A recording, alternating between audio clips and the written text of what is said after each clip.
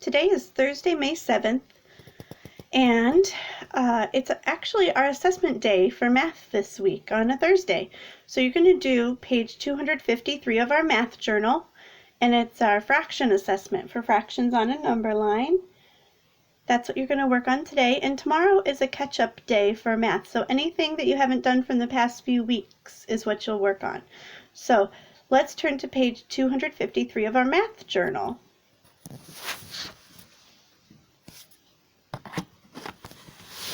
There is page 253.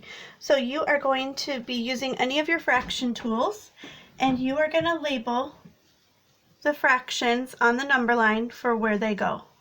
Do you think 1/2 goes at A, B, C, or D? Where does 1/3 go? And so on and so forth.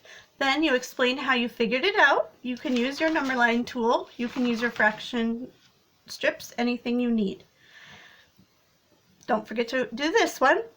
Another fraction name for 1/2. So an equivalent fraction.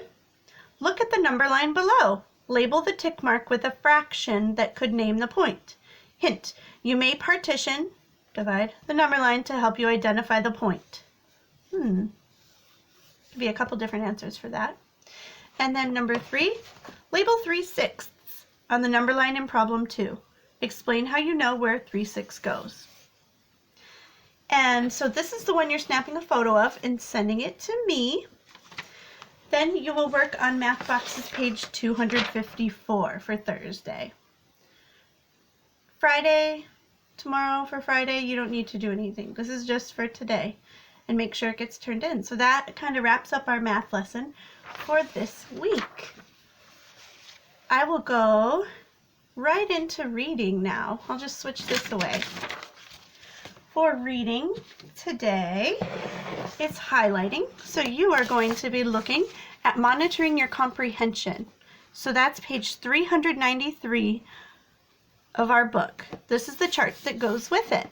So let me read this to you with what your task is today. While reading a drama, readers monitor comprehension to make sure they understand what they read.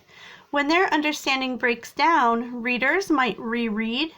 So read again. They might use background knowledge, things they already know. They might ask questions or annotate. That means take notes in the margin. So this is set up with questions, what you highlighted, and how you knew and checked your answer. So the first one says question. Who speaks in scene 1? They highlighted, Dad spoke, Grace spelt, and Grandma spoke. And how they checked, I reread the characters' names. So the next question we're going to find out is how are the characters speaking at the end of scene 3? Well, you go through and you highlight. Here's a highlighting one. This is scene 2 with highlighting. Scene 2, highlighting. We're looking for scene 3. Okay, here's scene 3. How are they speaking? We look to each other. We look how they're speaking in scene 3. Let me see. It continues. How are they talking to each other? And then what are Grace's actions in paragraph 84? So this is where paragraph 54 is. They're wanting you to look at page 84. What are Grace's actions in paragraph 84? Right here. Here's 84. You have to reread and explain and how you knew.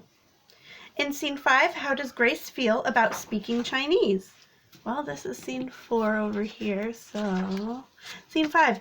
After you reread this, figure out how she feels about speaking Chinese, and then you answer and tell why. That is your task for today.